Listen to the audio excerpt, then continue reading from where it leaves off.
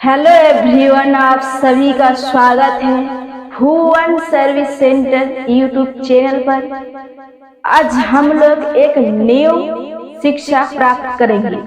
वो शिक्षा है, कोई भी अभ्यर्थी अपने जीवन को सफल बनाने के लिए कौन से कर्म करेंगे, उसके अंदर कितने गुण होना चाहिए, सभी पर एक एक करके चर्चा करेंगे।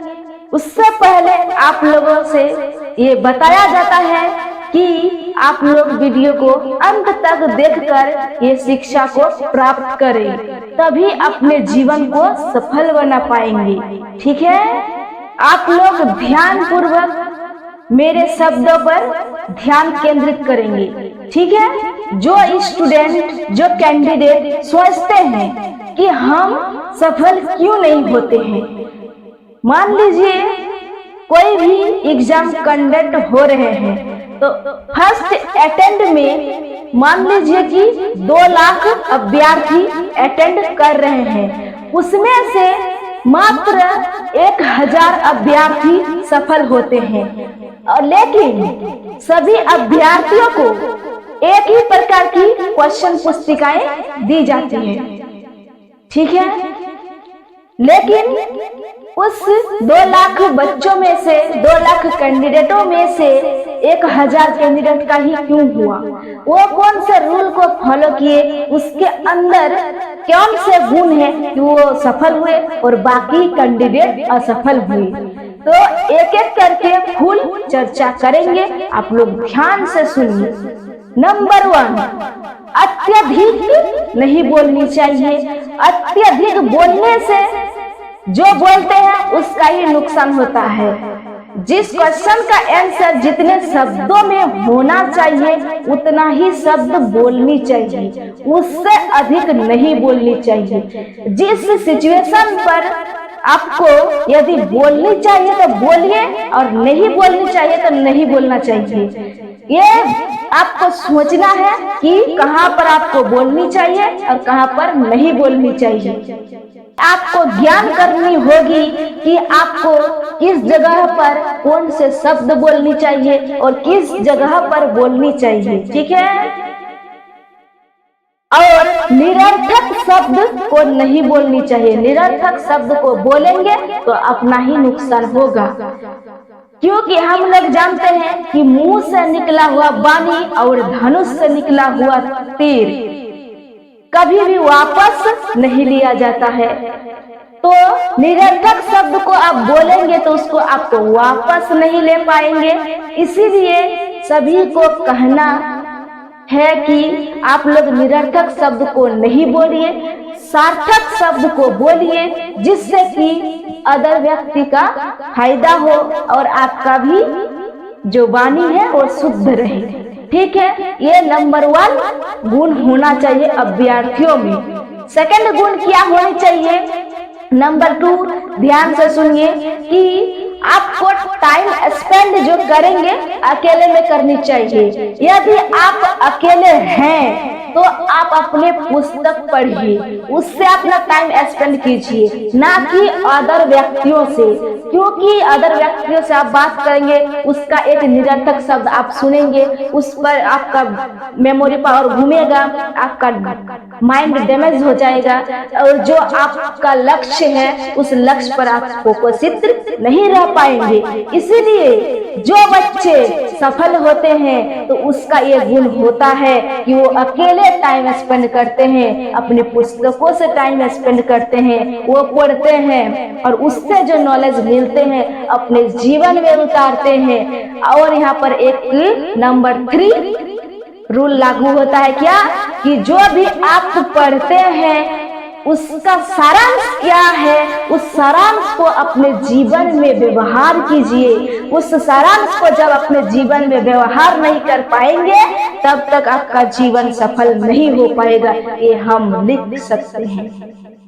ठीक है, तो जो भी आप सारांश पढ़े, जो कुछ भी आप पढ़ते हैं उसका सारांश जो होता है तो उसको आप अपने जीवन में व्यवहार कीजिए, अपने जीवन में वो लागू कीजिए, तभी तो आप एक शिक्षित व्यक्ति कहलाएंगे। क्योंकि जो नहीं पढ़ते हैं तो वो कौन सा शिक्षा को अपने व्यवहार में लागू करेंगे? जो पढ़ते हैं उसका जो नॉलेज है वो उसके व्यवहार में ही परिचित मिलता है।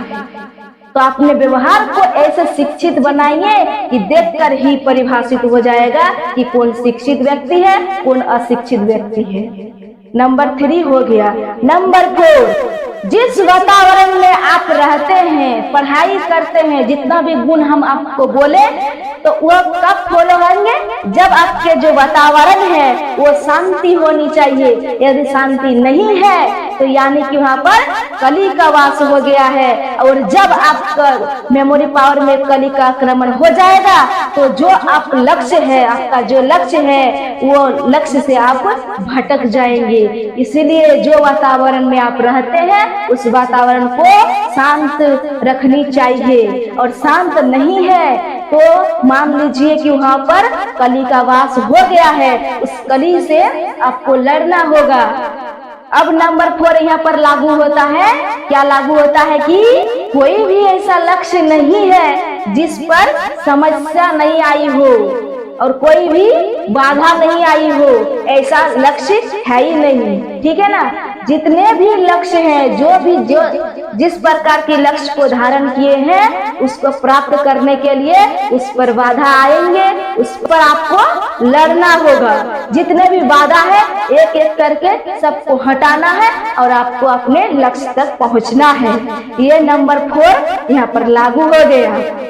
नंबर 5, जो व्यक्ति है तो उसका भविष्य वही बनाता है, ना कि उसके माता पिता बना पाएंगे, ना ही उसके गुरु बना पाएंगे, और ना ही उसके दोस्त फ्रेंड बना पाएंगे। ठीक है ना?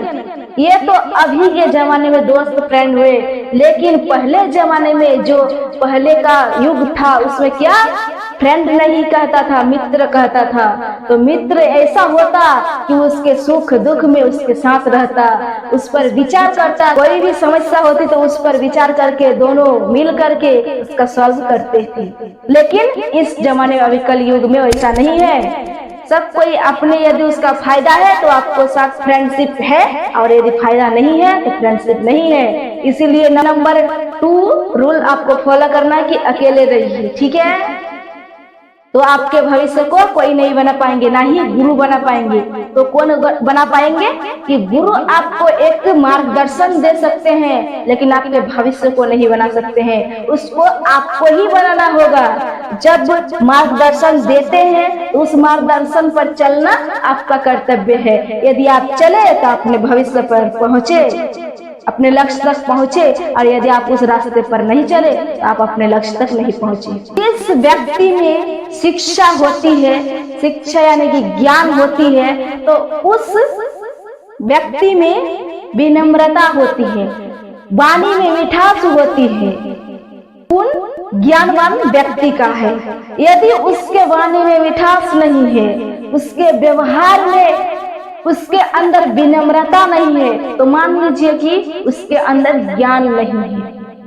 तो सभी व्यक्ति सफल नहीं होते हैं। ये आपको समझ में आ गया कि जिसके अंदर ये गुण नहीं होते हैं उसके वो कभी सफल नहीं होते हैं। क्योंकि ये कर्तव्य गुण, यानी कि आपके अंदर वो गुण है, आप वो कर्तव्य कर रहे हैं, यानी कि आपके अंदर वो गुण है। और यदि आप वो कर्तव्य नहीं कर रहे हैं तो वो गुण आपके अंदर नहीं है।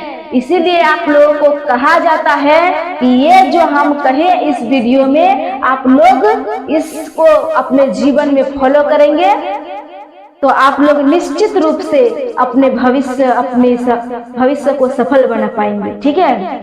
इस वीडियो में जो भी बातें बताई गई है आपको अपने आप इसको फॉलो करना होगा। ठीक है? जो फॉलो करेंगे उसका जीवन सफल होंगे। ठीक है? तो वीडियो को यहीं तक रखते हैं। आप लोगों को यदि कोई भी टॉपिक पर वीडियो चाहिए तो आप लोग कमेंट कीजिए। Thank you.